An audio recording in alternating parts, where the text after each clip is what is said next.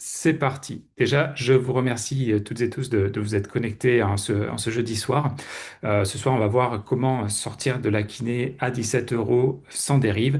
Et comme je le disais, en fait, l'acte kiné, ce n'est pas là où il y a la vraie valeur.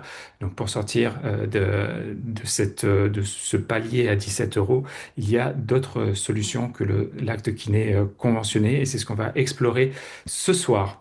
Je veux bien que vous partagiez en commentaire ce qui vous êtes, d'où vous venez et surtout ce qui vous amène ce soir. Il n'y a pas besoin de faire un roman. Par exemple, kiné en Périnée à Nice, comment définir mon tarif? C'est une question qui revient assez souvent. Posez vos questions directement, ou ce qui vous amène en tout cas ici. Je vais prendre un petit temps d'échange aussi juste après m'être présenté pour voir un petit peu d'où vous venez et quelles sont vos questions. Et ça me permettra aussi d'ajuster pendant la présentation avec vos questions directement, de vraiment personnaliser tout ça. Donc, hop, je vois qu'il y a déjà des questions qui arrivent. Merci Alix. Parfait. Très bien, donc je vous laisse vous présenter sur le chat. Je vais commencer à me présenter moi aussi. Pour ceux qui ne me connaissent pas, je suis Julien et j'ai fondé KinéWeb il y a 10 ans. En juillet, ça fera exactement 10 ans. Donc en 2016, c'était surtout l'objectif de réorienter les patients vers les kinés équipés et formés pour leurs problématiques, parce que tous les kinés ne solutionnent pas tout, ils ne sont pas forcément équipés ni formés pour tous les problématiques qu'il peut y avoir. Je pense à la pelvipérinéologie, je pense au vestibulaire, beaucoup de pathologies pour lesquelles bah, vous avez des connaissances de base, mais vous investissez pas forcément en formation et en équipement derrière. Et moi, ça m'avait un petit peu bah, surpris de voir que sur un annuaire, on n'avait pas ces informations-là en 2016 et que beaucoup de kinés pensaient qu'on ne pouvait pas communiquer justement sur ces informations-là, alors que c'est très utile pour le patient de savoir où est-ce qu'il va. Ça fait gagner beaucoup de temps au patient et au kiné aussi qui perd pas de temps avec des patients qu'il ne peut pas vraiment aider, qu'il réoriente au final vers d'autres professionnels. En 2021, c'est venu se compléter avec toute la partie communication des offres HN et la création des offres HN également. J'avais énormément de demandes de kinés que j'avais déjà accompagnés sur la partie communication jusqu'en 2021. C'est vrai que c'était une demande de plus en plus importante. Donc, j'ai créé un premier e-learning en 2021 sur cette thématique-là. Ce qui me tient vraiment à cœur, c'est que tout ce qui est offre hors nomenclature, ce soit toujours au service de la santé publique et que ce soit aussi au service de la santé financière des kinés. Parce qu'on va faire un petit point sur ces différents éléments aujourd'hui. On va faire un petit bilan. Alors, je n'ai pas accès au chat du groupe. Ah oui, j'ai pas ouvert le chat du groupe. Check. Vous pouvez m'envoyer votre chat directement. Ouais, là, je ne vais pas me remettre dans les paramètres, désolé pour ça, mais en tout cas, vous pouvez m'envoyer les chats directement, je vais regarder ça, donc n'hésitez pas à vous présenter.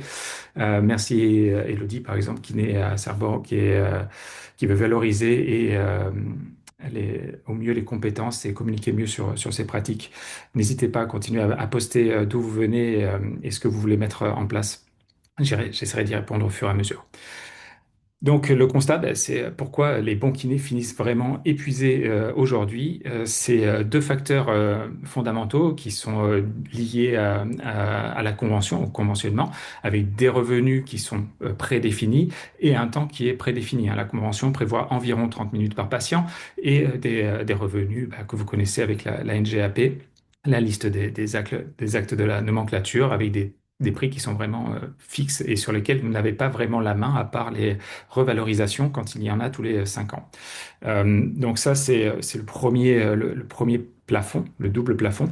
Ce qui vous amène pour bah, suivre l'inflation, pour continuer à augmenter vos revenus, bah, jouer sur le nombre de patients. Finalement, il n'y a plus tellement d'autres options que vous pouvez voir par jour. Donc aujourd'hui, en moyenne, c'est 25 à 35 patients par jour, ce qui va amener aussi une charge mentale de plus en plus importante. J'ai vraiment beaucoup de kinés qui m'appellent en me disant, mais là, en ce moment, je suis en train de réfléchir à passer à moins de 30 minutes par patient, mais ça va exploser ma charge mentale. Je vais voir encore plus de patients et je suis déjà bien chargé, donc pas besoin de ça. Ça entraîne aussi derrière ben, une peur du cadre. Est-ce que je prends deux patients à la fois? Est-ce que si je fais 20 minutes par patient, est-ce que c'est bien? La peur du contrôle. Si je fais du DE systématique, du HN systématique, qu'est-ce qui se passe? Et en fait, tout ça, ça amène cette peur du hors cadre, et ça amène aussi beaucoup de frustration de faire des soins à la chaîne, de se retrouver à devoir enchaîner. J'ai énormément de commentaires de kinés qui n'en peuvent plus d'avoir ce sentiment d'enchaîner des patients, alors que certains, ça peut aller très vite, mais pour d'autres, il y a vraiment besoin de prendre ce temps d'écoute. Et 20 minutes, 25 minutes, 30 minutes, ça peut être très très court dans certains cas, et c'est quelque chose qui revient très souvent. Le problème, en fait, ce n'est pas vous en tant que professionnel de santé, mais c'est le modèle sur lequel vous exercez.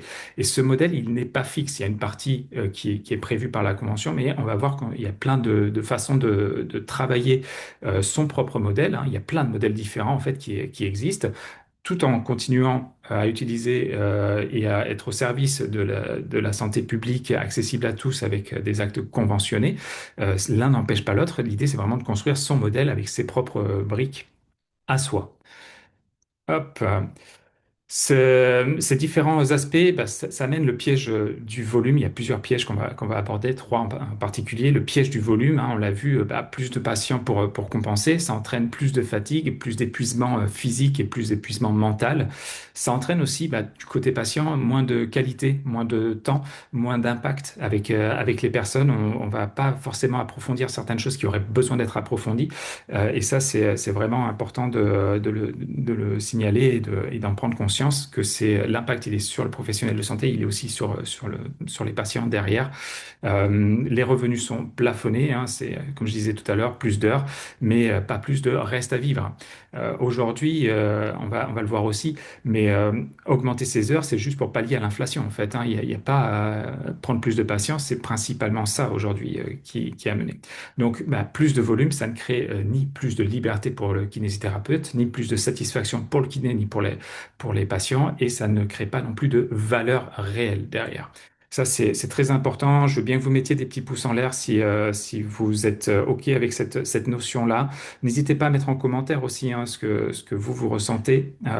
C'est toujours intéressant d'avoir d'autres points de vue. C'est voilà. Mode Ludovic, n'hésitez pas, Guillaume, Alix, Jonathan, n'hésitez pas à partager aussi ce que vous ressentez, ce que vous avez envie de créer derrière. C'est toujours un plaisir de discuter ensemble de ça. On prendra vraiment ce petit temps d'échange à la suite. Voilà, si c'est bon pour vous, je vais passer au deuxième piège qui est le piège psychologique, la culpabilité de facturer, la culpabilité de demander de l'argent pour simplement suivre l'inflation. C'est quelque chose qui revient énormément également. La santé, ça devrait être accessible à tous, pardon, à tous sans supplément et pas créer une médecine à deux vitesses parce que on va demander des suppléments pour pouvoir accéder à des soins conventionnés de qualité. Très clairement, ça fait culpabiliser beaucoup de kinésithérapeutes qui n'ont pas du tout envie de ça. Et je pense que les patients non plus d'ailleurs. Personne n'a envie de ça en vérité. La peur du jugement derrière, la peur d'être mal vu, mal perçu, de décevoir. C'est quelque chose qui revient énormément également.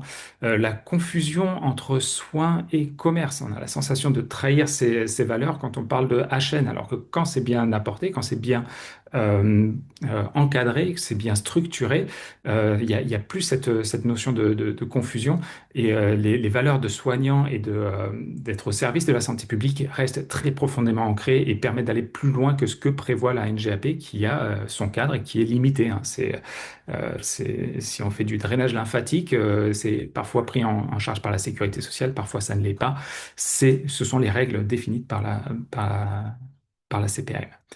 Le bon soignant, c'est souvent celui qui fait vraiment le don de soi jusqu'à compenser les lacunes ou les limites de la CPAM, un petit peu comme on vient de le voir. Et ce sentiment-là, il est très très présent également. Et en fait, ces croyances, elles empêchent vraiment de construire une pratique qui soit alignée avec le kinésithérapeute, qui soit alignée avec la santé publique et qui soit durable pour tout le monde. Il y a évidemment le troisième gros piège, le piège économique. Le piège économique, c'est que déjà, un acte seul, ça n'a pas de valeur. Si je prends l'exemple des ondes de choc avec un tarif à 17,95 € pour je sais pas, une épile calcanéenne, par exemple, quelle est sa valeur? En fait, pour moi, ça n'a aucune valeur puisque je n'ai pas de problématique à ce niveau-là. Donc, une onde de choc, si on me propose demain une onde de choc, je dirais, ben, Pourquoi faire? Ça n'a aucune valeur pour moi. Par contre, pour un sportif de haut niveau qui a un tournoi dans 6 mois, bah, la valeur est tout autre. Donc, un acte, en fait, en soi, ça n'a aucune valeur. Et ça, on va revenir sur cette notion-là, c'est très important. Le piège économique, évidemment, avec l'inflation, j'en ai parlé rapidement, bah, c'est une perte de 35% de pouvoir d'achat sur ces 20 dernières années, avec l'inflation qui a augmenté de plus de 45% comment dire, les revalorisations des kinés qui n'ont pas augmenté, qui n'ont pas du tout suivi, qui ont été très largement à la traîne. C'est un cadre limité, comme je disais tout à l'heure, donc c'est 30 minutes par patient, 17,95 € 95 par acte. Et en plus, l'acte, il est limité à la prescription. Donc il y a vraiment ces trois cadres en fait qui viennent baliser le chemin sur cette voie-là, sur ce modèle-là, quand on est à 100% sur ce modèle-là.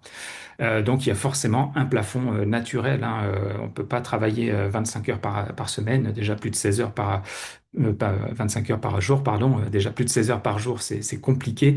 Donc on voit bien que quand on est sur du temps, de l'argent et que tout ça est fermé, en fait, que ce modèle-là est complètement fermé, le seul moyen d'en sortir, c'est de rajouter du volume. Bah, le plafond, de toute façon, il arrive à un moment ou à un autre. Et je pense que là, aujourd'hui, beaucoup de kinés sentent qu'ils ont crevé ce plafond-là et ça se voit aussi dans les statistiques au niveau de l'épuisement et du burn-out. Euh, la grosse impasse, ce que j'essaie de vous transmettre ici, c'est que bah, un prix kiné à 17,95 est un prix pour le patient qui semble être gratuit, hein, même s'il ne l'est pas, on est tous d'accord là-dessus. Ça crée en fait une impasse. Ça crée une impasse pourquoi? Pour un petit peu les raisons que je viens d'évoquer, c'est que tout le monde se focalise sur le prix au lieu de se focaliser sur la valeur. Et c'est ça qu'on va aller chercher ce soir. Si ça vous va, je veux bien voir des pouces en l'air à nouveau pour voir si bah, vous sentez qu'il y a des choses à faire dans ce sens-là. Apporter de la valeur pour la santé publique, apporter de la valeur pour votre activité. Ce sont des choses qui sont primordiales. Top, super pour les pouces en l'air, merci. Tac. Donc, bah, l'idée ce soir, c'est de rééduquer son modèle et de voir toutes les possibilités qui peut y avoir, sans pour autant bah, jeter bébé avec l'eau du bain, hein. La partie conventionnée, à mon sens, elle a toute sa place et elle doit continuer à exister et à être défendue par les kinésithérapeutes, par les syndicats, par toutes les professionnels de toutes les professions de santé, hein. C'est pas que la kinésithérapie, c'est vraiment quelque chose qui est une valeur que l'on a en France qui s'est dégradée avec le temps, mais qui reste très très forte et sur laquelle ben, on a tout intérêt aussi à se mobiliser. Mais c'est une partie du modèle en fait. Donc cette partie du modèle-là, il ne faut pas la jeter et dire c'est bon, je jette tout en l'air. J'ai accompagné des kinés qui sont 100% déconventionnés. C'est pas forcément pour les raisons que l'on peut penser justement de je mets tout en l'air, c'est plutôt pour des raisons de limitation d'installation et ce genre de choses-là, ou pour d'autres raisons d'ailleurs. Mais c'est une valeur très profonde des kinésithérapeutes et des professionnels de santé dans leur ensemble de pouvoir offrir du soin de qualité pour le plus grand nombre et en particulier pour les personnes qui n'ont pas forcément les moyens d'acheter des soins en clinique privée et ce genre de choses. Donc ça amène forcément un changement de vision. Aujourd'hui, la vision, elle est vraiment centrée sur le patient, elle est patient-centrée, hein. J'aurais fait cette présentation il y a 10 ans, j'aurais dit c'est acte-centré. Aujourd'hui, c'est passé de acte-centré à patient-centré. Donc le patient vient pour faire un bilan. On va prendre l'exemple d'un patient lombalgique. Il vient pour faire son bilan, il a 30 minutes de rééducation. Le kinéfacture à l'acte. Le patient et les revenus plafonnent, hein, puisqu'on se concentre vraiment sur bah, le patient, donc la pathologie finalement derrière. Même si enfin, vous essayez toujours de creuser un petit peu plus. Et très souvent, ça frustre les kinés d'ailleurs parce qu'ils voient des choses et ils se disent, mais là, j'ai pas le temps de les aborder, mais c'est hyper important en fait pour la qualité de vie de la personne. Mais on n'est plus sur le soin conventionné. Donc c'est très très frustrant cette partie-là pour beaucoup de kinés que je rencontre. Bah, le nouveau paradigme aujourd'hui, c'est vraiment de se centrer sur la personne. Donc j'accueille une personne et pas juste un patient. Et je propose ce qui a du sens pour elle, d'accord? Et ça peut être la partie rééducation conventionnée à 100% de son parcours. Mais ça peut être aussi différents éléments que l'on peut imbriquer autour de ce soin conventionné. Donc c'est vraiment une sorte de carte et vous êtes très doué en tant que kinésithérapeute pour proposer des parcours de soins qui soient vraiment adaptés à chaque patient. Mais là, c'est plus uniquement sur le soin, mais c'est d'aller chercher un petit peu plus loin. Et ça, c'est quelque chose qui libère beaucoup de kinés aussi sur beaucoup de frustrations qu'ils avaient derrière.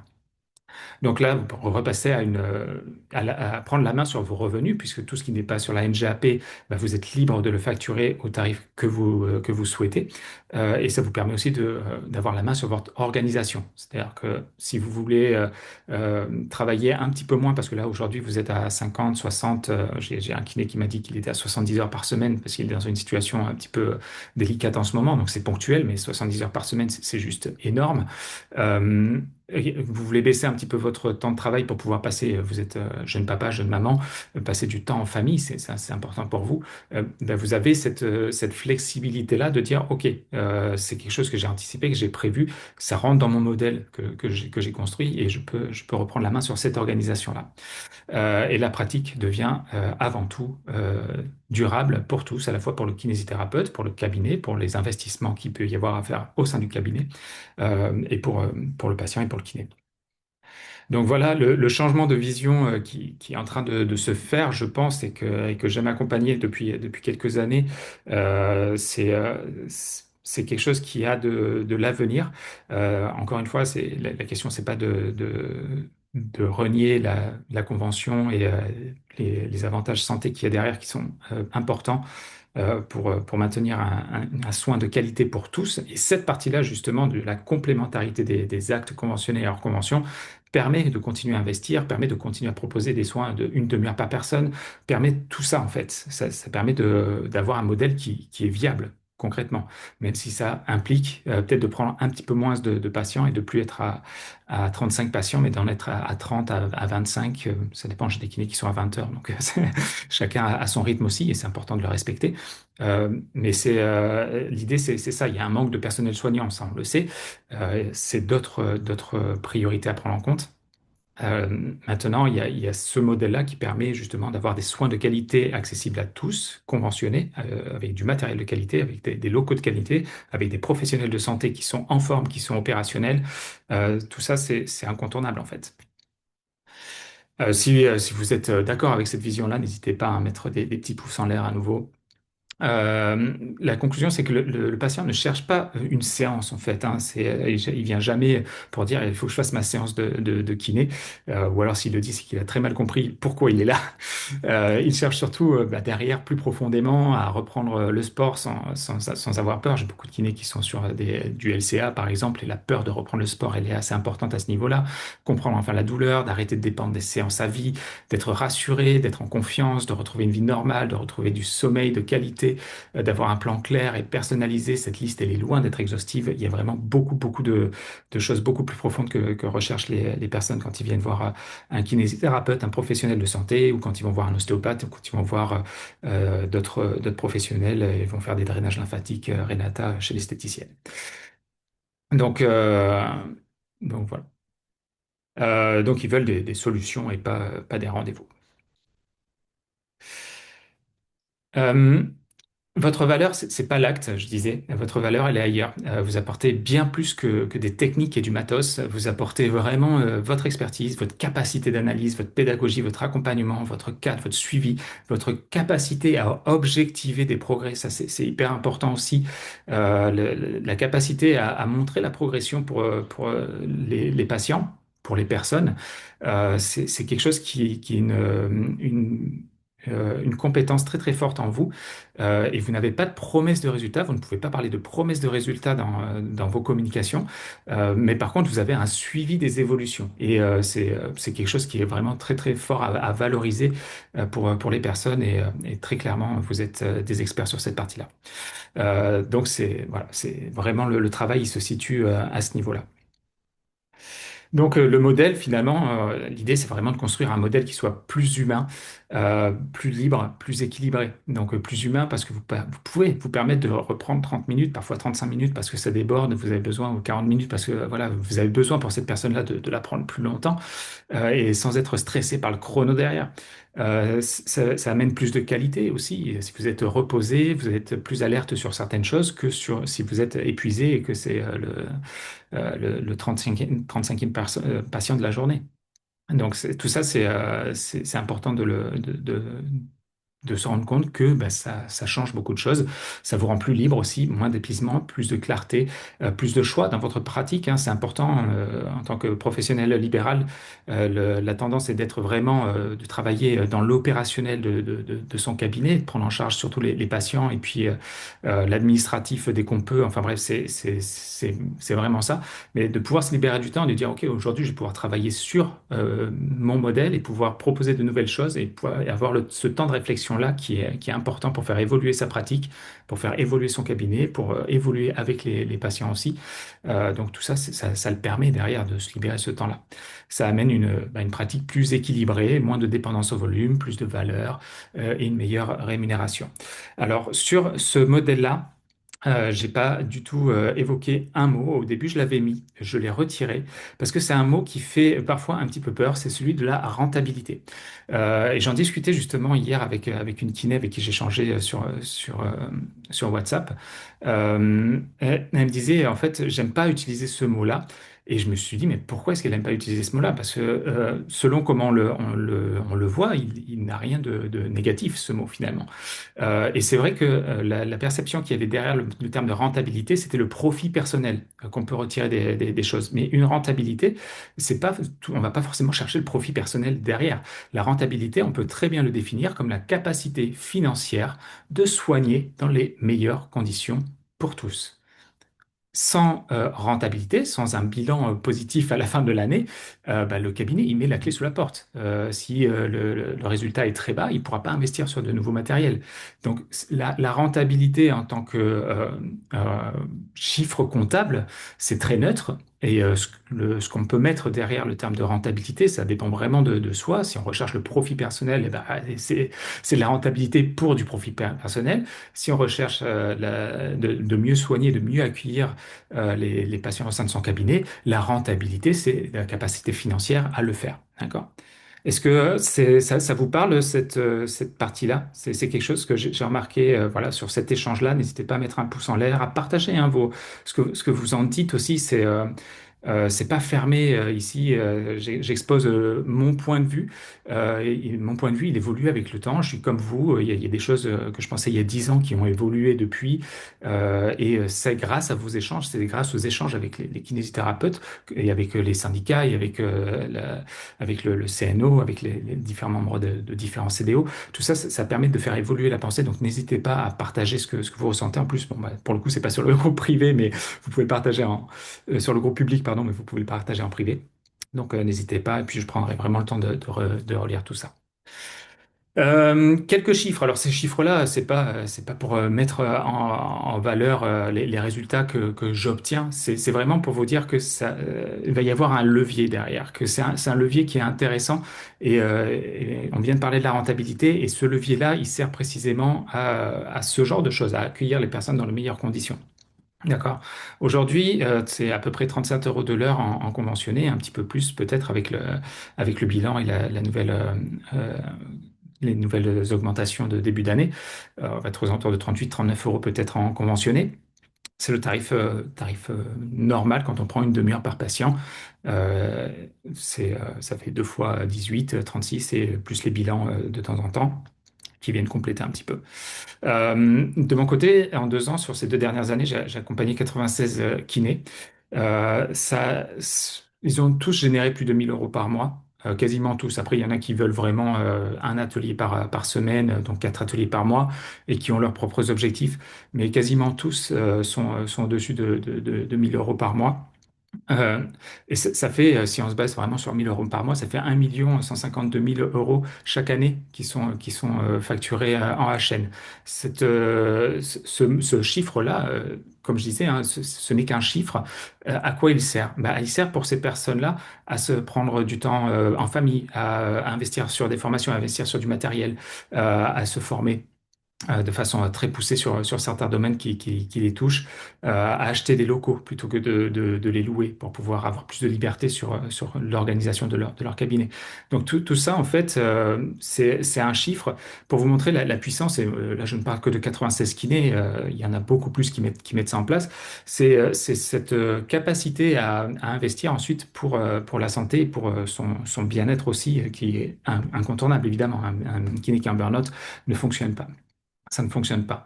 Donc, ni pour le patient, parce qu'il est en burn-out, donc il ne peut pas accueillir le patient, ni pour lui, évidemment. Donc voilà des exemples. L'exemple d'Alexandra, hein, qui est une kinésithérapeute de 39 ans, qui est une maman de quatre enfants et travaillait déjà 20 heures par semaine. Elle a très peu de charges, donc elle pouvait se permettre de travailler 20 heures par semaine. Sauf qu'aujourd'hui, elle pouvait plus trop se le permettre. Elle arrivait avec un reste à vivre qui était pas loin d'être négatif. Donc c'est pas une situation qui était tenable pour elle. Elle avait cette culpabilité de se dire, là, va falloir que je facture en chaîne systématique, je peux pas faire autrement. Ou alors je prends 20 minutes par patient, mais c'est juste impossible. Je peux pas faire des soins de qualité de cette façon-là avec le type de personnes que j'accueille en cabinet. Elle avait peur du jugement aussi sur le fait qu'elle facture en plus. Elle avait un manque de confiance en sa légitimité à proposer d'autres choses, hein. Elle est juste qui n'est généraliste, elle n'a pas de spécificité d'exercice derrière. Et le déclic qu'elle a eu quand on a fait le premier entretien ensemble, c'est qu'elle a compris qu'elle pouvait mieux aider ses patients et améliorer ses finances en même temps sans augmenter ses heures. Et elle était en train de se dire, il va falloir que j'augmente mes heures ou que je prenne plus de patients sur 20 heures. Enfin bref, elle était dans cette situation-là. Le résultat, c'est qu'aujourd'hui, elle propose des cours collectifs qui sont ciblés, qui sont en petits groupes. Elle en fait 2 heures par semaine et ça lui permet de générer 12 000 euros de chiffre d'affaires en HN pour ne pas prendre plus d'heures, pour ne pas faire plus d'heures. Donc, des patients derrière, en plus, qui sont plus, enfin, c'est des patientes en l'occurrence, qui sont plus engagées pour leur santé. Avec ces ateliers de groupe, et elle reste toujours à 20 heures par semaine. Elle a préservé sa vie familiale. Ces patientes, les retours qu'elle a eus, elle avait un petit peu peur justement il va falloir qu'ils payent. Ben, c'est qu'elles sont ravies parce que c'est un autre cadre pour elles. C'est un autre cadre pour la kiné aussi qui est ravie aussi. Mais ça change de cette relation thérapeute-patient, et c'est vraiment sur une relation entre êtres humains, enfin, professeur de cours collectifs et élève de cours collectifs. Et ça change vraiment les relations. Il y a des thèmes qui sont abordés, qu'elle n'abordait pas, qu'elle n'avait pas le temps d'aborder pendant les séances conventionnées. Donc ça lui permet vraiment d'avancer, et ça lui a donné vraiment le goût de proposer notre offre en fait. Et ça, c'est très souvent comme ça. J'accompagne vraiment à créer une offre, et puis après, les kinés sont autonomes sur comment on crée une offre de façon très concrète et très pragmatique et étape par étape. Je vais vous montrer, hein, les étapes juste après. Aujourd'hui, là, on fait un petit point maintenant sur ces différentes choses-là. Il y a eu Jonathan également, donc là, un cas complètement différent, 35 patients par jour. Lui, il a commencé à passer à 20 minutes par patient, aucun temps pour accompagner. Il était fatigué, frustré après seulement 2 ans de libéral. Euh, donc, il a dit, je peux pas continuer comme ça, j'ai pas encore d'enfants, mais dès que je vais vouloir avoir des enfants, ça va être difficile. Euh, donc, il avait l'impression de tout bâcler. Au niveau du revenu, bah, ça va, c'est OK. Mais tant qu'il tient, le jour où il lâche, ce ne sera plus OK du tout. Et il n'a plus du tout de vie perso. Enfin, il avait plus du tout. Bah, il a réalisé que le problème, c'était pas lui, mais c'était vraiment le modèle qu'il avait appliqué à vouloir rester à 100% conventionné. Et là, aujourd'hui, il a réussi à baisser son nombre de patients par jour. Il a un programme digital qui a forte valeur ajoutée, mais qui décorrèle un petit peu son temps de ses revenus, qui est spécialisé pour les coureurs. Il a plus de temps d'écoute et de soins au cabinet aujourd'hui. Et son modèle ne dépend pas uniquement de ses heures travaillées. Comme je disais, la partie digitale lui a permis d'avoir un levier supplémentaire entre le temps et l'argent, de le décorréler un petit peu sur cette partie-là, même s'il est très impliqué aussi au niveau de ses suivis digitaux. Les patients coureurs de Jonathan ils se sentent accompagnés, ils se sentent vraiment beaucoup plus, comment dire, opérationnels dans leur plan d'entraînement. Et ils ont moins peur justement de se remettre à courir et de faire des trails sur des chemins roulants un petit peu. Donc voilà, et Jonathan, eh ben, il se sent beaucoup plus épanoui au quotidien avec cette pratique qui vient faire en plus, qui est en plein sur sa passion. Donc c'est pas anecdotique. Il y a Arnaud également qui naît en milieu rural, alors une situation encore totalement différente. Il était seul au cabinet, un agenda qui déborde par tous les côtés. Il était obligé de faire du tri pour prioriser les situations les plus urgentes. Je pense que beaucoup de kinés en situation en ruralité ou en zone sous-dotée, très sous-dotée, se retrouvent dans ça. Bah, sa frustration, c'était cette sensation d'isolement déjà, l'épuisement, la perte de sens. Il savait même plus pourquoi il faisait ça. C'était en automatique. Donc, ce qu'il a fait, en fait, il a vu qu'il pouvait structurer une offre et créer à la fois du lien local et transmettre des clés de prévention et des premiers gestes aussi pour les personnes qui permettraient de réguler un petit peu justement le flux au cabinet et le flux de demandes. Ce qu'il a mis en place aujourd'hui, bah, il ne trie plus, il réoriente en fait vers ses ateliers auprès des CPTS et de l'ARS sur de l'ETP. Mais il fait d'abord un pré-bilan pour écarter les red flags, évidemment.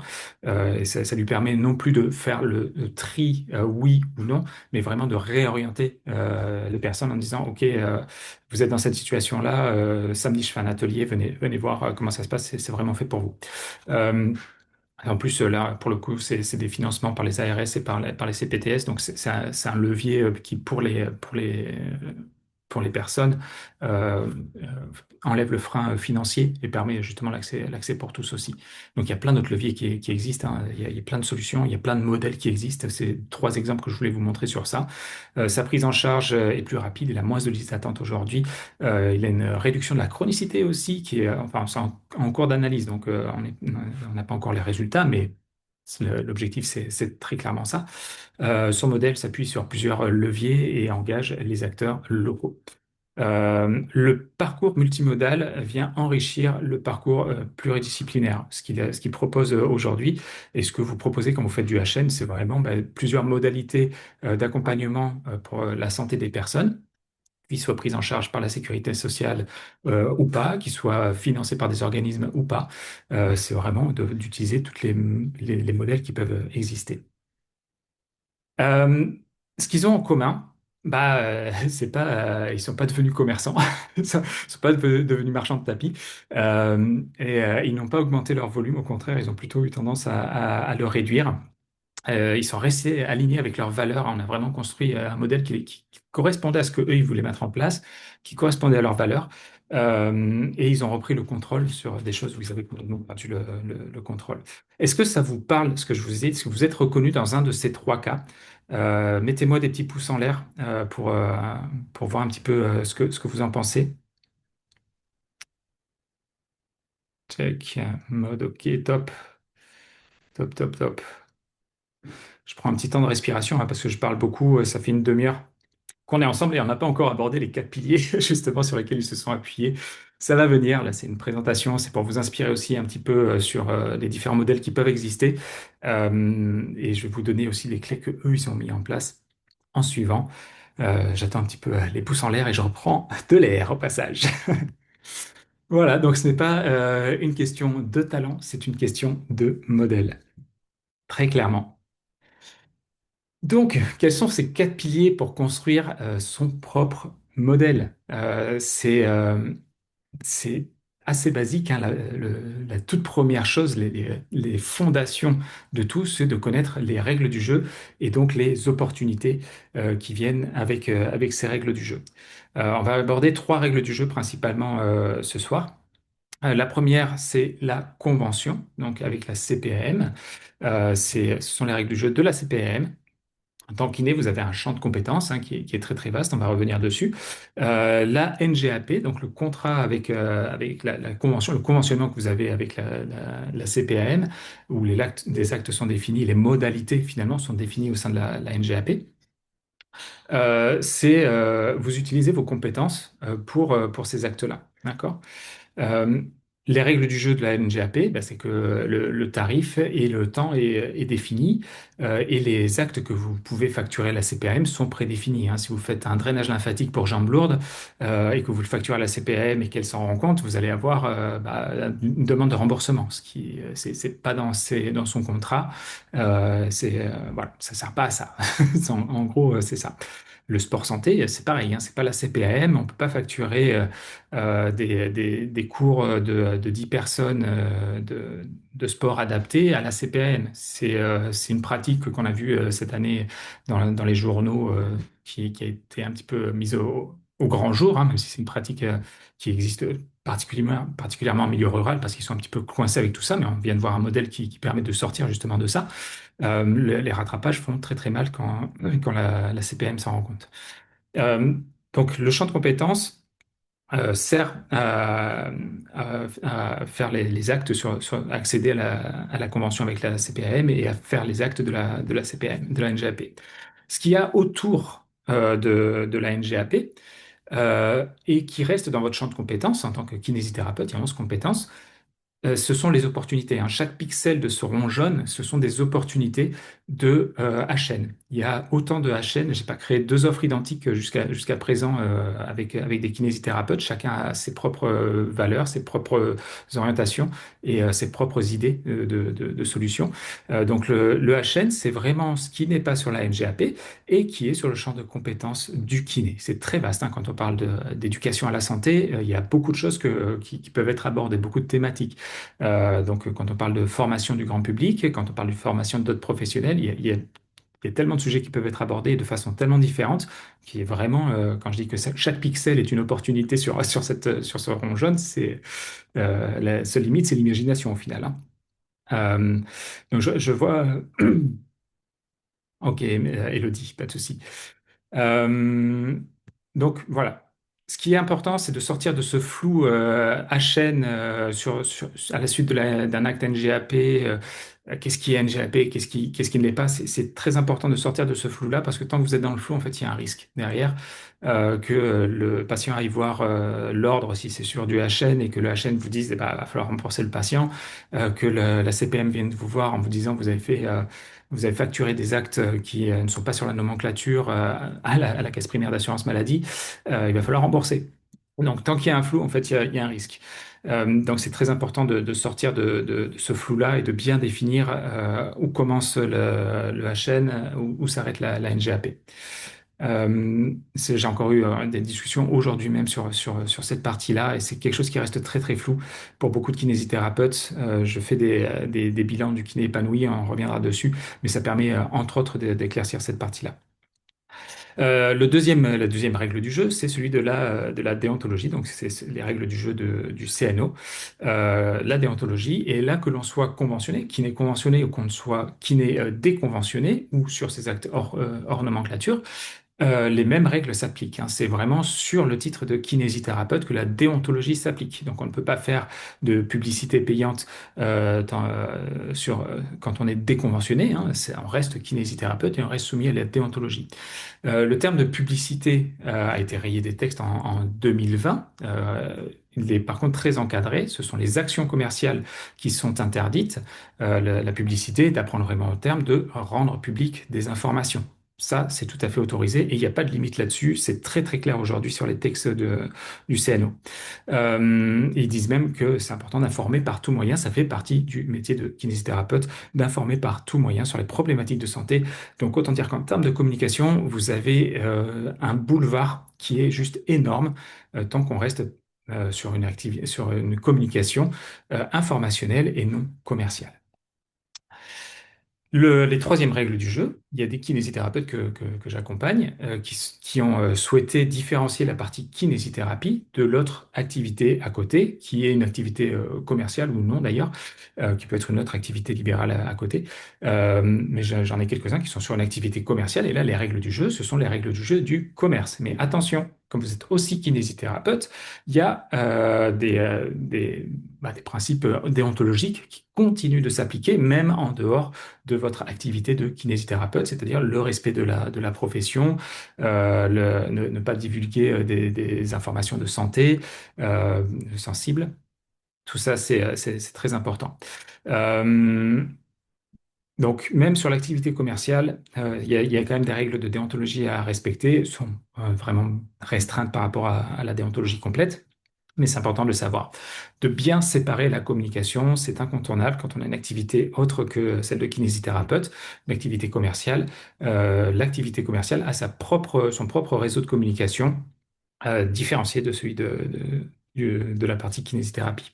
Et pour ce qui est du titre de kiné, alors je sais que ça en surprend plus d'un à chaque fois que je le dis, mais sur une activité commerciale, il est possible d'utiliser un titre de kinésithérapeute à partir du moment où on a demandé l'autorisation à son CDO et que le CDO l'a accepté. Je l'ai obtenu pour deux kinésithérapeutes qui avaient envie de l'afficher, de valoriser le titre de kinésithérapeute sur leur activité commerciale, qui reste une activité centrée autour de la santé et de la prévention plus que la santé dans le terme de soins de pathologie, on est vraiment sur la prévention de santé. Et c'est à la fois rassurant pour le patient et à la fois ça valorise la profession de kinésithérapeute. Donc c'est tout à fait possible de l'utiliser. Je pense que vous voyez certains influenceurs qui l'utilisent. L'activité d'influenceur est une activité commerciale avec voilà, des rémunérations, des leviers, des publicités, enfin bref, plein de choses qui se mettent en place. C'est une activité commerciale et pour autant, ben, les personnes utilisent leur titre de kinésithérapeute parce qu'ils ont obtenu l'autorisation. Il ne faut surtout pas le faire sans avoir obtenu l'autorisation. Euh, le deuxième pilier, c'est l'itinéraire. Donc, on vient de voir les règles du jeu qui sont vraiment les fondations. Tant on ne connaît pas ça, ben, on risque d'être dans le flou. Le deuxième gros pilier, c'est de connaître son itinéraire. Donc, d'avoir une vision, des objectifs et des actions. Pour ça, quand on se lance sans ça, en fait, bah, c'est comme se partir en voiture sans destination, sans carte, sans boussole, sans GPS, sans savoir où on va. C'est clairement une perte d'énergie, une perte de temps et d'argent dans la majorité des cas, sauf si par chance on tombe sur ce qu'on ne recherchait même pas. Donc, mais qui nous convient. Le hasard fait parfois bien les choses.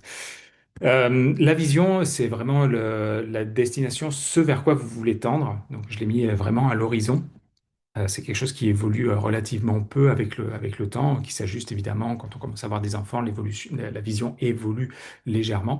Les objectifs, par contre, ce sont les différents paliers que l'on va mettre pour tendre vers cette vision. Donc là, par contre, c'est quelque chose qu'on peut mesurer, qu'on peut identifier, qui est très concret, hein. Un objectif, c'est vraiment, c'est quelque chose qui va permettre de mesurer justement l'évolution. Vous le faites très très bien également. Et le plan d'action, c'est bah, je prends ma voiture, je monte dans la voiture, je mets le contact.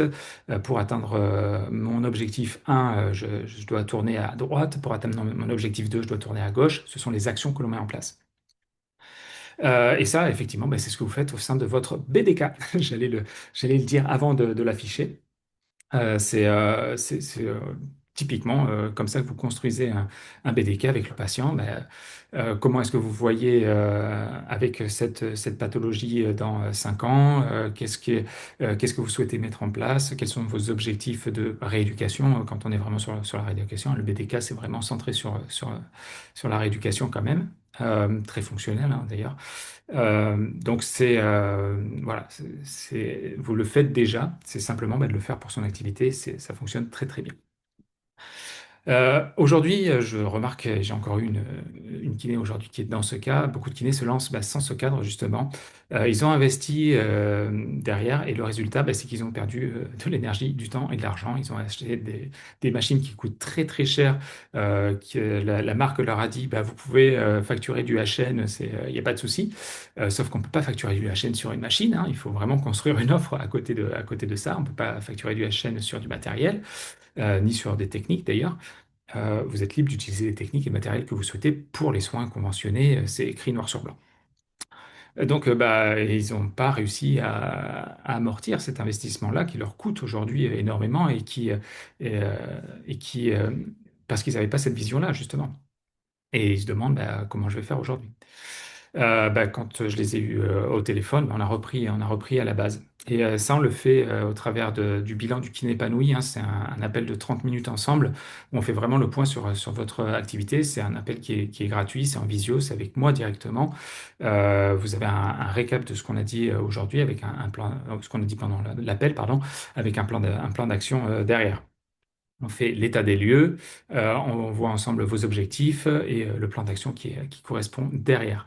Est-ce que ça vous parle, cette façon de fonctionner, ce qu'on a vu jusqu'à présent? N'hésitez pas à me le dire en commentaire. Check. Bonsoir Nadia, bonsoir Emmanuel, je vous avais pas tous vus arriver. Bonsoir Mac. N'hésitez pas à mettre des commentaires. Alors le public, j'ai pas pensé à l'ouvrir. J'ai pas envie d'aller dans les paramètres maintenant. Mais vous pouvez m'envoyer vos messages en privé. C'est un plaisir de les lire. Et on va prendre un moment après pour discuter aussi de vos projets à vous. Donc là, on a à peu près la moitié des piliers déjà. Je reprends un petit peu d'air, hein. Ça fait 45 minutes que je parle avec vous. On va pouvoir parler ensuite ensemble aussi. Donc n'hésitez pas à en profiter pour mettre vos commentaires. Super. OK. Excellent. Est-ce que c'est clair pour tout le monde déjà? Est-ce qu'il y a des questions qui vous viennent? Ok, ça on l'abordera tout à l'heure. Parfait. Bon, je vais continuer. On va partir sur le troisième pilier qui est l'offre. Donc pour l'instant, on n'a pas encore créé d'offre.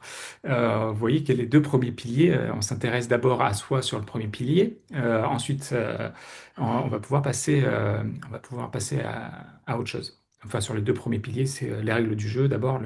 Ensuite, on s'intéresse à soi. Et après, on va pouvoir passer à qui est-ce qu'on va l'adresser, cette offre-là? Pour quoi exactement? Et comment est-ce qu'on va le formaliser? Comment est-ce qu'on va le mettre en œuvre? Donc le pour qui est incontournable, hein. Si on dit je le fais pour tout le monde, le risque c'est que ce soit trop dilué, le message soit trop dilué, que ça ne parle à personne au final, hein. Si moi je vous parle de communication digitale de façon globale, ça ne vous parlera pas. Si j'en parle aujourd'hui avec les spécificités de la kinésithérapie, ce sont des choses qui vous parlent. Je n'aurais pas forcément eu votre attention si j'avais parlé de façon très globale de cette compétence que j'ai, et que je peux, et que j'ai d'ailleurs utilisée dans d'autres thématiques, mais qui me tient vraiment à cœur depuis 10 ans de dédier aux kinésithérapeutes. Donc, est-ce que quand on est spécifique, on est élitiste? On peut créer une offre pour une personne, une deuxième offre pour une autre personne, pour une autre problématique. Et finalement, chaque offre va parler de façon très spécifique à chacun, avec des petits ajustements pour chaque offre. Donc, connaître très précisément son public cible, c'est incontournable. Pourquoi est-ce qu'on le fait? Quel type de situation? À quoi ça correspond concrètement? Ça, c'est très important d'aller le chercher. Plus on va être spécifique, plus derrière on va avoir de l'engagement. C'est-à-dire que la personne va se reconnaître, elle va dire, ah bah oui, je suis précisément dans cette problématique-là. C'est parti, on s'engage ensemble. Donc voilà, c'est incontournable de bien connaître la problématique. Comment? Quel format? Comment est-ce que je vais l'annoncer aux personnes? Quelle organisation ça va avoir? Quel tarif? Le tarif, normalement, quand on a bien défini ses objectifs, on connaît déjà son tarif cible. Donc après, c'est simplement une formalité de quelle valeur je vais mettre à côté de ce tarif-là pour l'atteindre. Donc, c'est ce moment-là où on va mettre en côte à côte le tarif et la valeur. Quand l'offre est floue, le tarif devient anxiogène. Quand l'offre est claire, la valeur devient évidente. On travaille encore une fois sur cette notion de valeur. L'acte et l'offre, ce sont vraiment deux choses différentes. C'est pour ça que je vous disais, l'acte, votre valeur n'est pas dans l'acte. L'acte n'est pas votre valeur, c'est vraiment l'offre qui va apporter de la valeur. Pour formaliser ça, on va sortir de la kinésithérapie et on va partir en voyage. Qu'est-ce qui vous donne le plus envie d'aller aux Maldives aujourd'hui? Si je vous parle des actes qu'il va falloir faire pour aller aux Maldives. Donc, vous allez devoir vous lever à 5 heures du matin, prendre votre voiture, après avoir fait votre valise pendant une semaine avant de partir pour être sûr de ne rien oublier. Vous allez aller à l'aéroport, garer votre voiture, payer le parc-mètre.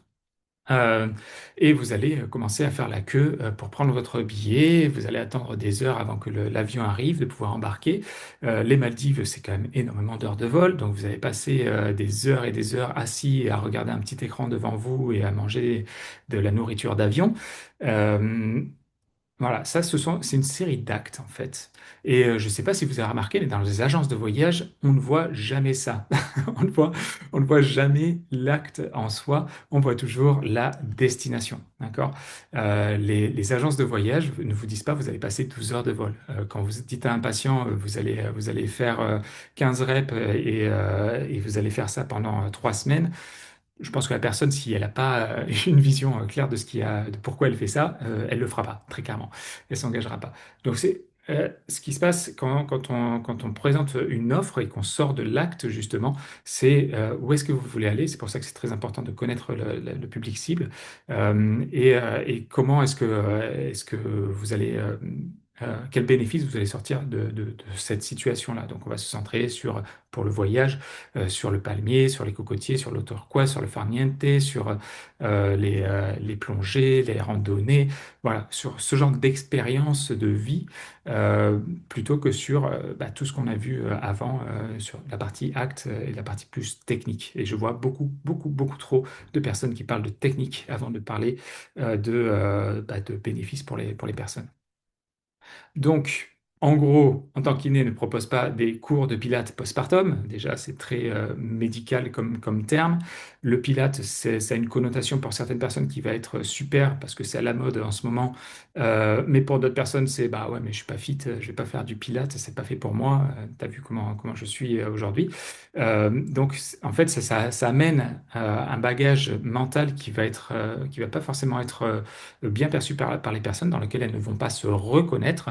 Alors que si on remplace par récupérer un ventre et des fesses fermes après la naissance sans risque pour le périnée, ben les personnes qui viennent d'avoir un enfant, qui se sentent flasques, épuisées, fatiguées et qui en plus ont des problématiques au niveau du périnée parce que la rééducation n'a pas été menée à bout pour X raisons, euh, bah, elles vont se reconnaître en fait.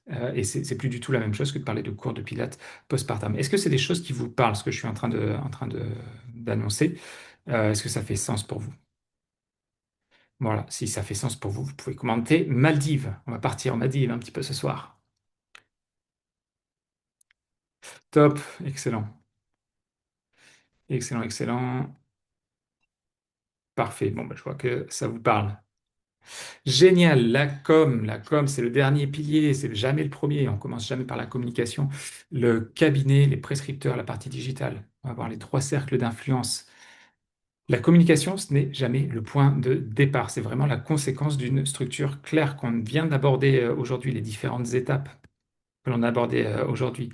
Et ensuite, on va pouvoir la structurer aussi autour de 3 cercles d'influence, avec un écosystème qui est durable. L'idée, vous êtes des professionnels de santé, hein, vous n'êtes pas forcément des personnes qui ont envie d'être sur les réseaux tous les jours à communiquer et à faire coucou à la caméra. Euh, Optimiser sa communication pour garder du temps de soins et du temps libre, c'est généralement ce que recherchent les kinésithérapeutes. Et sur ça, je suis très fan de la loi de Pareto, de mettre en place les 20% d'actions qui donnent les 80% de résultats. Et c'est comme ça vraiment que j'accompagne les kinés depuis 2016, hein, sur la partie communication, quand j'étais vraiment que sur la communication, c'était déjà la prérogative. Et communiquer, ben, ce n'est pas se vendre soi. Je pense vous l'avez peut-être senti tout au long de tout ça. On s'intéresse surtout aux personnes. C'est vraiment informer les personnes avec clarté. D'accord? C'est amener de la clarté dans le parcours que vont avoir les personnes quand elles s'engagent avec vous, ou qui va leur donner envie justement de s'engager avec vous parce qu'elles s'identifient, parce qu'elles se reconnaissent. Donc, le petit mot de la fin, ça va faire bientôt 1 heure que je parle. Créer et communiquer une offre à chaîne, ce n'est pas se transformer en marchand de tapis, c'est au contraire redevenir pleinement professionnel dans un cadre qui respecte ton éthique et ton énergie. D'accord? Donc, on reste sur le cadre de la déontologie, on reste sur de l'information de santé pour les personnes avec des fins, une finalité santé pour les personnes. Et après, tu l'orientes par rapport à toi ce que tu as envie de transmettre. Hein. Si tu es fan de trail, ben, communique sur le trail, c'est très très bien. Il y a tellement à faire sur ça, il y a tellement de blessures et de peurs suite à ces blessures-là. Il y a vraiment de quoi faire. Si tu es passionné sur la périnatalité, il y a de quoi faire aussi. Si c'est plutôt tout ce qui est vestibulaire, il y a de quoi faire. Si c'est la pédiatrie, il y a vraiment sur tous les domaines, il y a de la place pour les professionnels de santé aujourd'hui. Il y a vraiment de quoi apporter de la valeur face à des coachs qui sont autoproclamés sur ces thématiques-là et qui vous font jaunement sourire, on va dire. Parce que c'est jamais agréable de voir ce genre de choses et qu'en plus les patients derrière en parlent au cabinet et qui vous disent ah mais je fais ça parce qu'un tel en a parlé et que vous dites mais c'est une catastrophe. C'est une catastrophe, il faut que j'en parle. Parlons-en. Donc voilà, c'est tout à fait dans votre rôle de professionnel de santé. Est-ce que ça vous parle, j'aborde avec vous, ce que j'ai abordé avec vous aujourd'hui? Le QR code qui est ici, vous pouvez le scanner et prendre rendez-vous avec moi pour faire le bilan. L'idée aujourd'hui, c'est de voir où est-ce que vous en êtes. Vous avez peut-être envie de changer quelque chose, mais il y a encore quelque chose qui vous retient aussi. Donc, c'est le moment de passer justement à l'action et de définir où vous voulez aller. D'accord? Imaginez la pratique qui vous ressemble et qui vous permet enfin de retrouver le plaisir et la qualité dans vos soins. Avoir plus de temps, plus de liberté, mieux gagner sa vie en valorisant votre expertise, être aligné, sécurisé et serein et avoir un impact plus fort sur vos patients, sur la santé publique. Ce que l'accompagnement derrière le bilan qui n'est épanoui pour ceux qui veulent vraiment être accompagnés sur ça, hein. Le bilan, déjà, ça vous donne les clés en main. Comme quand vous faites un BDK avec les personnes, ben, vous savez l'état des lieux, les objectifs qui sont définis, le plan d'action à mener.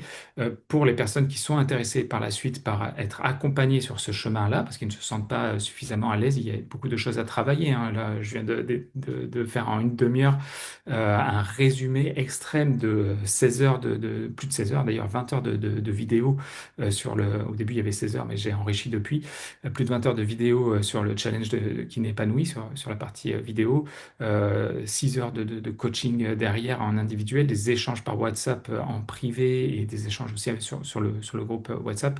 Il y a tellement de choses en fait qui sont derrière ce que je vous présente aujourd'hui. Je vous donne les clés, les différentes étapes. Il y a des personnes qui sont à l'aise avec ça et qui vont bidouiller de leur côté ou qui vont réussir vraiment directement à bien l'implémenter. Si vous n'êtes pas à l'aise, très clairement, l'accompagnement vous apporte une stratégie claire et personnalisée. On est sur de l'accompagnement individuel, une structuration de votre offre, des tests indirectement sur le terrain. On est vraiment très terre à terre, très concret sur ça. La sécurisation sur la conformité de la déontologie. Hein. Quand vraiment j'ai un doute, je vais contacter le CDO pour vous, ou je vais vous préparer des courriers pour que vous les contactiez. Certains CDO sont assez frileux à ce que je les contacte. Hein. J'en ai eu pas mal en 16 ans. Et parfois, ils me disent non, non, c'est que les kinés qui peuvent nous contacter. Donc, dans ce cas-là, je renvoie. La communication et la partie acquisition aussi, parce qu'il y a tout un écosystème qu'on peut mettre en place qui vous fait gagner du temps avec des automatisations derrière. Il y a des outils qui existent aujourd'hui, qui sont gratuits dans un premier temps, sans limite de temps d'ailleurs, mais dans les premières étapes, pas forcément payants. La communication, comment on la structure pour pas y passer ses journées très clairement. En plus, aujourd'hui, avec l'IA, il y a beaucoup de choses qu'on peut utiliser. J'ai créé des agents qui permettent d'aider justement à ça aussi derrière. Il y a le suivi dans le temps, avec un accès illimité déjà aux ressources, hein, les vidéos dont je vous parlais, au groupe kiné, il y en a un petit peu moins parce qu'il y en a qui restent, d'autres qui choisissent de sortir sur le groupe. C'est complètement libre, c'est accès à vie, cette partie-là. Sauf que bon, il y a certains qui ont plein de groupes aussi et qui, quand ils reçoivent les notifications, ils préfèrent faire un petit peu le tri dans leur groupe, ce que je comprends tout à fait. Donc c'est un accès limité au groupe également et à mon WhatsApp aussi. Je suis tous les kinésithérapeutes que j'ai accompagnés depuis 2016. Il y en a, je crois que la plus ancienne, elle est sur les réseaux et vous la connaissez peut-être sur la thématique du Pilate. C'est pas anodin, c'est vraiment un suivi sur le long terme.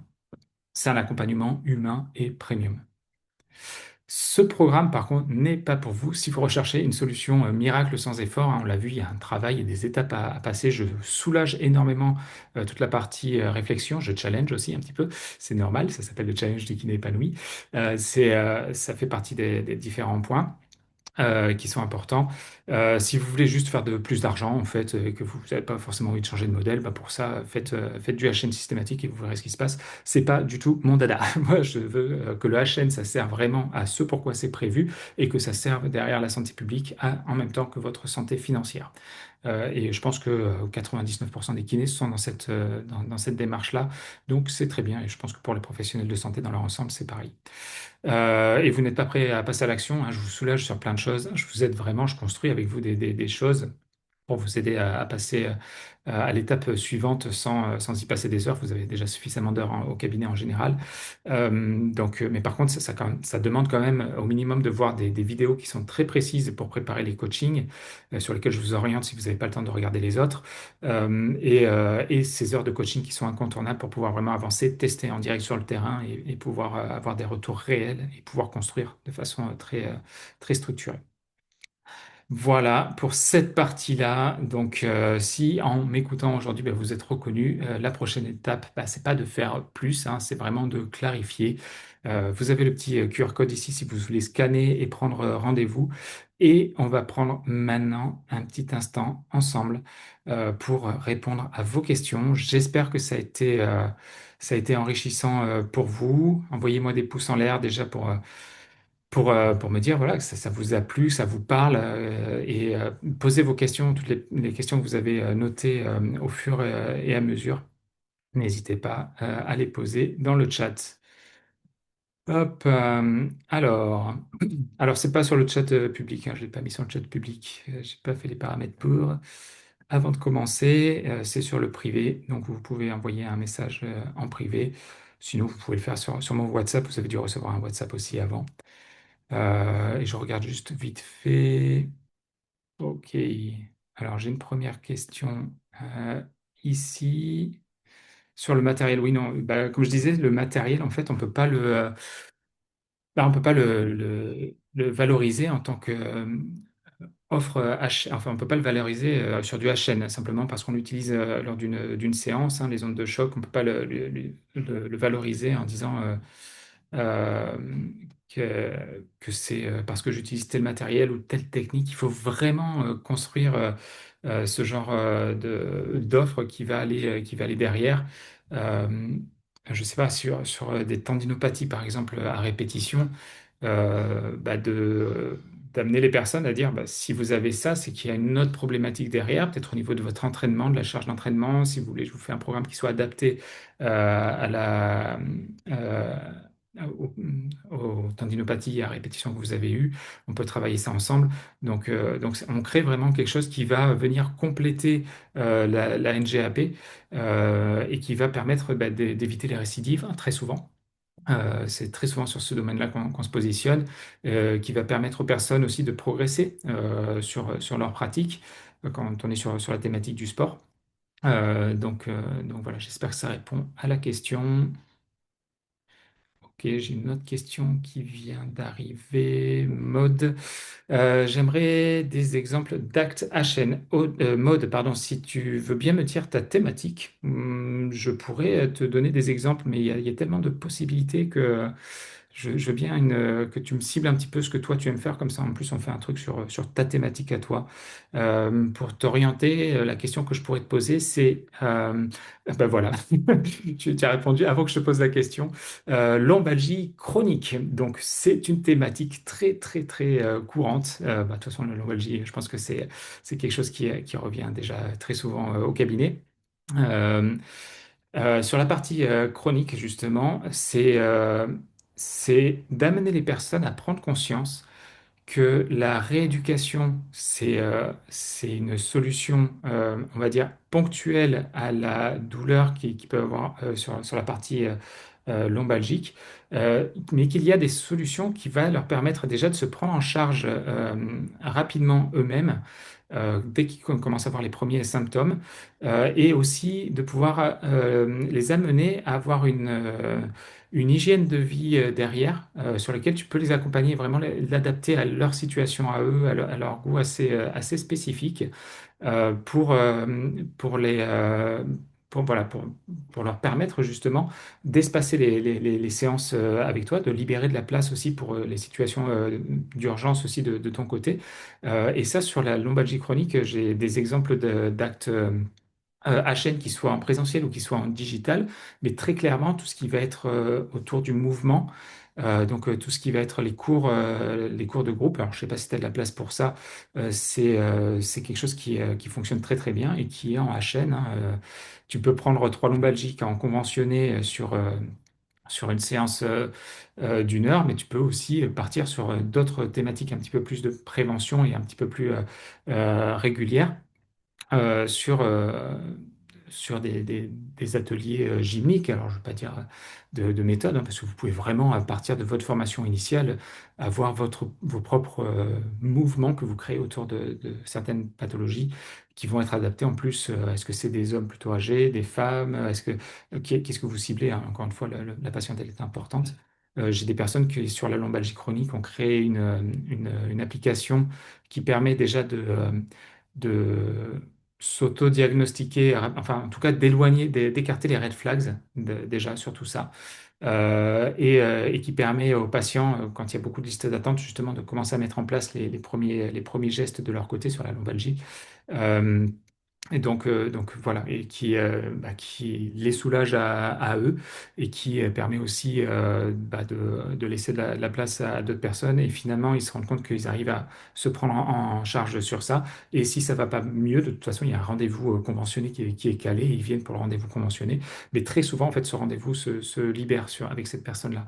Donc ça permet vraiment de proposer des solutions qui sont autour de la rééducation, du traitement de la rééducation, qui va éloigner aussi les personnes des réseaux, des solutions qu'on va trouver sur YouTube qui sont pas toujours adéquates. Là, ils sont directement en lien avec un professionnel de santé, donc ça, c'est vraiment rassurant.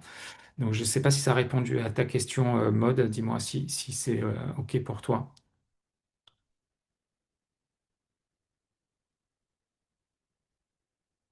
Je regarde au passage les autres commentaires. Tac. Ok, Alix, oui, effectivement, je pense que ce qu'on a abordé ce soir, ça te parle, puisque toi, tu me disais que tu es, donc dans le Jura périurbain, et tu souhaites améliorer tes revenus, avoir un meilleur reste à vivre, en restant dans les clous et en gardant l'humain au centre de mon activité. Très clairement, même sur les solutions digitales qu'on met en place avec les kinésithérapeutes, quand on met des solutions digitales en place, il y a toujours en fait une relation avec le professionnel de santé sous un format ou un autre. Ça reste très marginal, la partie solution digitale avec les kinésithérapeutes. Dans l'ensemble, c'est vraiment des moments, des temps d'échange qui sont justement très humains et qui permettent de sortir de cette relation, comme je disais tout à l'heure, qui permet de sortir vraiment de cette relation patient-thérapeute, parce qu'on les voit dans un autre cadre et ça libère la parole sur pas mal de choses. Je le vois par exemple avec des ateliers autour de la douleur, où les personnes parlent de choses qu'elles n'ont pas pu, qu'elles n'ont pas eu le temps d'aborder, qu'elles n'étaient pas en confiance d'aborder sur le moment. Elles se trouvaient trop différentes de ça. Et en fait, avec des ateliers de parole en groupe, elles voient d'autres choses qui se passent, un petit peu, pas style alcoolique anonyme, mais c'est un petit peu ce qui se passe, de libérer la parole et de sentir que c'est OK, en fait, d'en parler. C'est des choses, on est vraiment dans l'humain et franchement, les patients qui s'orientent vers ça, ou même les personnes de l'extérieur, c'est pas toujours des patients d'ailleurs, qui s'orientent vers des accompagnements hors nomenclature de kinésithérapeutes, l'humain, il reste vraiment au centre. J'espère que j'ai réussi à le transmettre, cette partie-là, avec les différents exemples aussi que j'ai pu donner ce soir. N'hésite pas à me dire, Alix, si tu as d'autres questions à ce niveau-là. C'est possible donc de définir un acte HN nous-mêmes. En fait, il n'y a pas de liste d'actes HN. Le HN, c'est ce qui n'est pas, c'est hors nomenclature. Donc tout ce qui n'est pas référencé sur la NGAP et qui est sur ton champ de compétences, tu le définis toi, tu définis le format, les modalités, le tarif. C'est vrai, c'est pour ça que je disais chaque pixel du cercle jaune de HN, ce sont des opportunités parce que à partir du moment où chaque personne crée vraiment euh, ce qui lui frustre et qu'il voit au quotidien dans son cabinet et qu'il a envie de solutionner et qu'il y ait des solutions sur ça, ben, c'est pas le même d'un cabinet à un autre, c'est même pas le même sur un même cabinet d'un kiné à un autre, hein. Donc, j'accompagne des kinés qui sont dans le même cabinet, qui ont des approches complètement différentes sur des grandes thématiques qui sont similaires en périnatalité, par exemple. Et elles vont proposer des choses parce qu'une est vraiment plus sur le groupe, l'autre est plutôt sur l'accompagnement individuel, un est plutôt sur la maman, l'autre plutôt sur l'enfant. Enfin bref, il y a tellement de possibilités. C'est un métier qui m'avait déjà subjugué quand j'ai rencontré ma femme, puisque c'est à travers elle que j'ai découvert ce métier-là. J'avais une très mauvaise image de la kiné avant ça. Parce que j'étais parti faire un kiné du sport avec des électrodes sur le genou. Bon, autant dire que je me suis rééduqué sur le terrain. Euh, donc, c'est la vision que j'avais. Et quand j'ai découvert le métier de kinésithérapeute, déjà au travers de ma femme, et maintenant, depuis 10 ans, au travers des accompagnements de kiné, j'ai toujours pas vu la limite de ce qu'on pouvait proposer pour la santé publique. Et franchement, tant mieux. Euh, les ateliers CPTS et ARS sont financés par qui? Par la CPTS et par les ARS. Ils ont des financements, ils ont des leviers. Alors pour les ARS, il faut le monter en ETP, en éducation thérapeutique du patient, donc s'associer avec un médecin et monter des projets sur les besoins de la région, du département. Donc voilà, ça c'est un levier qui existe, qui demande du temps. Top, je suis ravi que ça t'ait aidé. N'hésite pas, hein, si tu veux prendre un rendez-vous, Maud, pour le faire un bilan, ce sera un plaisir d'aborder toutes les possibilités avec toi en une demi-heure. Alors ça passe vite, hein, donc n'hésitez pas à m'envoyer un petit récap de ce que vous voulez faire avant, comme ça permet d'aller à l'essentiel. Avec plaisir, Maud. Euh,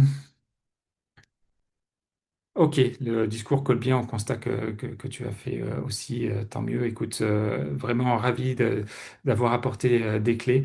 Bon, ça fait 1h15 qu'on est ensemble. Je vais rester encore un petit peu avec vous pour répondre aux dernières questions si vous en avez. Mettez un petit pouce en l'air si vous avez pu réserver un créneau pour vous. Vous pouvez m'envoyer un WhatsApp aussi si vous ne trouvez pas de créneau, je ne vous l'ai pas dit. Vous pouvez m'envoyer un WhatsApp aussi. Euh, pour ceux qui ne trouvent pas de créneau sur mon agenda, j'ai mis quand même des plages horaires assez larges, mais n'hésitez pas à m'envoyer un message et on essaiera de trouver un moment pour avancer ensemble. Voilà, écoutez, Stéphania, bon, bah, je crois que on a fait le tour pour ce soir. Normalement, j'ai enregistré, donc s'il y a un replay, vous serez informé. Je vous l'enverrai. Merci beaucoup. Bonne soirée également, Alix. Euh, donc, n'hésitez pas, voilà, euh, à creuser tout ça de votre côté. Ne vous isolez pas. J'ai beaucoup trop de kinés qui s'isolent, en fait, qui lancent des trucs et qui se rendent compte que c'est pas aligné avec ce qu'ils veulent faire. Ils lancent d'abord et après, ils, ils font les étapes dans l'autre sens. Ça m'arrive beaucoup plus souvent que vous pouvez le penser, je suppose. Moi, ça m'avait un petit peu surpris parce que j'ai vraiment cette façon de fonctionner où d'abord, je me pose et j'ai besoin d'y voir clair. Et après, je monte les différentes étapes. Mais c'est vrai que bah, de vouloir commencer par communiquer quand on ne sait pas exactement sur quoi communiquer. Alors, pour donner un exemple très concret, aujourd'hui, j'ai échangé avec une kiné qui a communiqué sur les massages relaxants. Voilà. Donc, quand on communique sur les massages relaxants au sein d'un cabinet, autant dire que ça ne parle pas beaucoup de monde, en fait, surtout au sein d'un cabinet de kinésithérapeute. Ils n'ont pas forcément, si on est dans un salon esthétique, ok, mais ça ne parle pas directement aux personnes. Donc, avant de communiquer, il faut savoir à qui est-ce qu'on va s'adresser. Et donc, son affiche, elle va être très ciblée par rapport à ça. Je vous ai envoyé normalement des liens vers plein de contenus que j'ai créés sur ces dernières années. Vous avez des exemples d'affiches qui, justement, essaient de montrer ça. Donc, n'hésitez pas à creuser ça aussi. Surtout, prenez le temps de vous entourer de personnes qui savent accompagner sur ce genre de projet-là, qui ont le recul sur la partie déontologie, parce que maintenant, alors autant il y a 10 ans, j'étais à peu près le seul à parler de ce genre de thématique-là, autant aujourd'hui, je vois des personnes qui arrivent et qui parlent de choses qui ne correspondent pas du tout à la déontologie du kinésithérapeute, mais qui disent quand même, pour les kinésithérapeutes, voilà, faites de la pub sur Google Ads. Ah, non, pas. Surtout, voilà, essayez de vraiment centrer sur les personnes qui savent accompagner sur ces thématiques-là. Donc voilà. Eh bien, pour ce soir, je pense que j'ai fait le tour de ce que je voulais aborder. Comme je vous disais, c'est les grandes étapes. Chaque étape a des sous-étapes. Le challenge du kiné épanoui, c'est une communauté hein, derrière d'autres kinés qui sont dans cette dynamique-là, qui ont les mêmes problématiques. Donc, il y a vraiment pas de jugement. Quand on partage des choses, c'est vraiment dans le sens de se grandir, de voir des problématiques que d'autres kinés ont et que vous êtes peut-être déjà surpassé, de pouvoir leur dire, ben voilà la clé. Vous testez ça sur les ETP, par exemple, très clairement. Hein. Moi, les ETP, j'étais pas du tout familiarisé avec cette partie-là. C'est une des kinés que j'ai accompagnée qui m'a challengé pour le coup sur, sur cette partie-là. Et aujourd'hui, quand elle est sur le groupe et qu'on parle des ETP, elle est la première à dire, bah, n'hésitez pas à me contacter. Il y a vraiment cette communauté. Je sais que beaucoup de kinés dans les cabinets sont avec d'autres kinésithérapeutes, mais travaillent vraiment seuls finalement. D'autres non, hein. Il y a vraiment cette cohésion d'équipe, hein, mais il y en a quand même beaucoup qui se retrouvent assez seuls.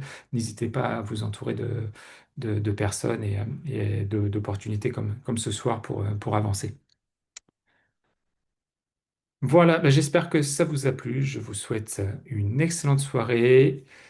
Et je vous dis à très vite sur le bilan du kiné épanoui. Je vous ai laissé le lien juste ici. N'hésitez pas à le scanner avant de partir si vous n'avez pas pu prendre rendez-vous pour l'instant. Faire un print écran sur son téléphone, c'est assez facile.